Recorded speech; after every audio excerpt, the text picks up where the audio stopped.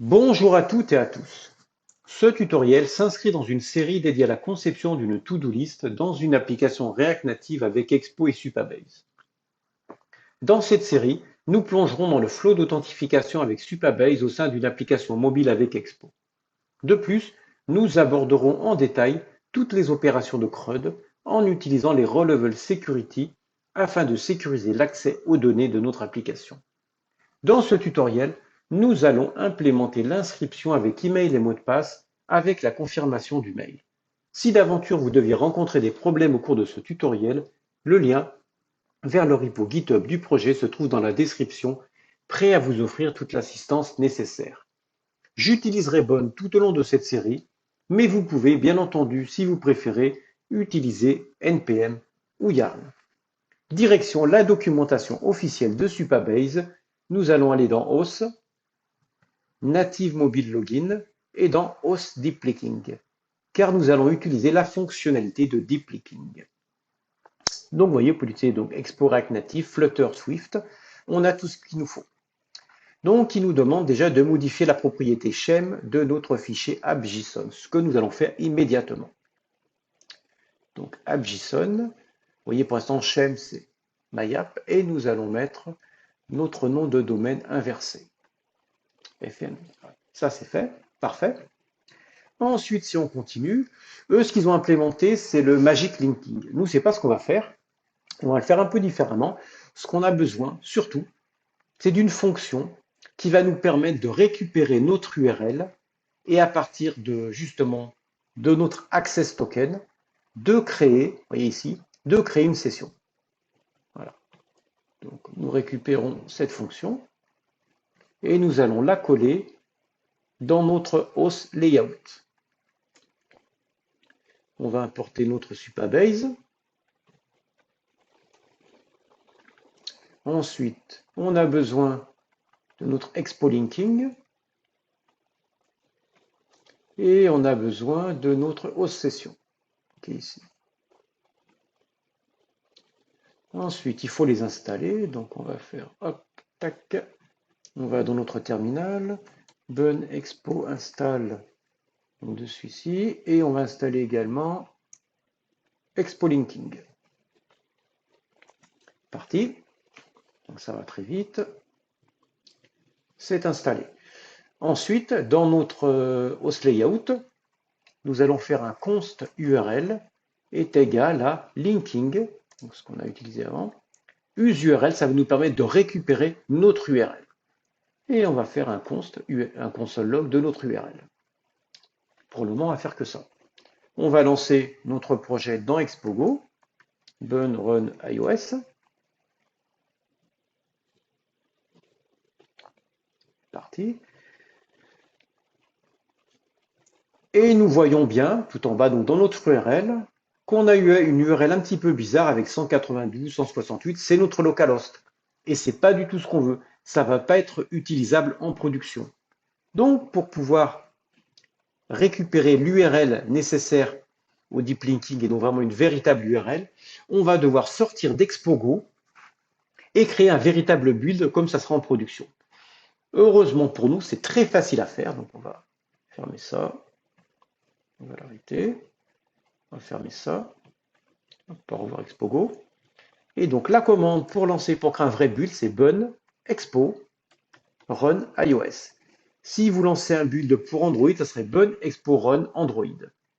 On lance tout ça, puis on va le réinitialiser. Et là, on va devoir lui mettre un bundle identifier. C'est ce qui va nous permettre d'identifier notre application. Donc, la norme, c'est de mettre notre nom de domaine inversé. Et là, on va lui donner un nom, on va lui mettre to-do list. Comme ça, to-do list. Entrée. Et là, c'est parti. Donc, il va installer toutes les dépendances, comme si on le publiait justement sur les stores avec tout ce qu'on a besoin. Il va d'ailleurs même nous créer un dossier iOS avec le pod file, vraiment tout ce qu'on a besoin pour travailler. Et si on avait fait pour Android, c'est pareil, on aura un dossier Android. Pendant qu'il est en train de mouliner, on va terminer notre petit travail. C'est-à-dire qu'ici, on va faire if URL. C'est-à-dire s'il y a une URL, et ben dans ces cas-là, on va faire create session from URL. Ça, on va le passer devant. C'est plus naturel. On passe ici. Voilà. Voilà, on le passe devant. On est bon. Ensuite, qu'est-ce qu'on a besoin? On va changer notre sign-up. Il en est où là? Il avait tout fini. Dans notre sign-up, pour l'instant, on n'utilisait que l'erreur. On va rajouter la data. Hop. Et la data, qu'est-ce que ça nous retourne? Ça nous retourne utilisateur et session. On regarde le retour ici.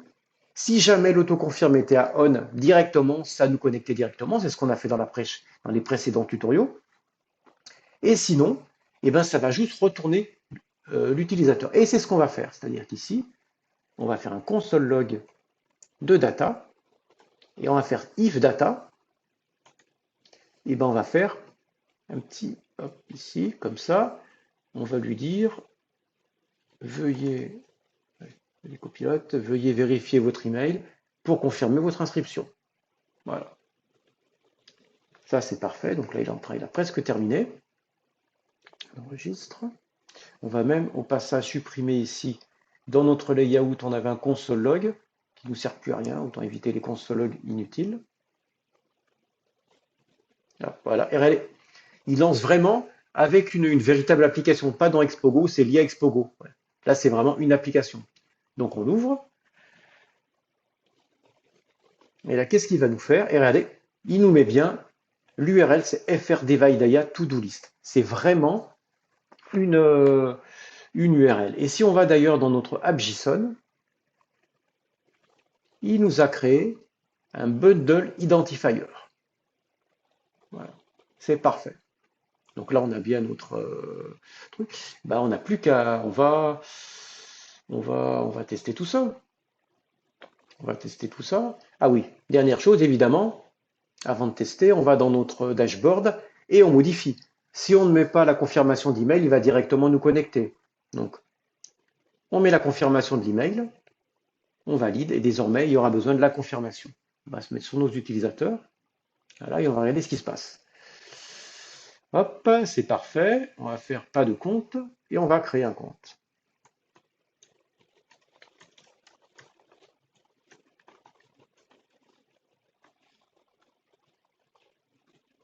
Inscription. On a bien notre petite fenêtre qui nous met donc veuillez vérifier votre email pour confirmer votre inscription. Donc ça c'est parfait.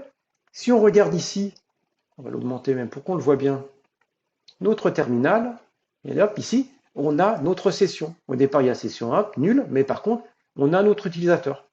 Et ici, on n'a pas de session effectivement, mais on a notre utilisateur. Donc c'est parfait. C'est ce qui va nous permettre justement, vu que c'était détecté qu'il y avait une data, on va pouvoir le supprimer derrière, de pouvoir nous faire if data et dans ces cas-là de faire notre message d'alerte. Donc là on est très bien, donc ok. Et on va aller voir dans notre boîte mail, qu'est-ce qui se passe. Donc on a bien ici notre, hop, et on va essayer. Donc bien évidemment je fais un copie de lien, c'est parce que je suis avec le simulateur et il n'y a pas de boîte mail vraiment dedans, donc je suis obligé de faire un copier-coller. Si vous étiez dans un véritable appareil, ce que j'ai déjà testé, vous avez juste à cliquer sur votre lien et ça va ouvrir votre application. Donc, je vais ici et je vais faire un coller. Et regardez, on n'a pas un petit problème là? Redirect to HTTP localhost. Si je fais entrer, ça ne marche pas. Évidemment, ce n'est pas du tout ce qu'on veut. Nous, on veut renvoyer vers cette adresse-là, on est bien d'accord.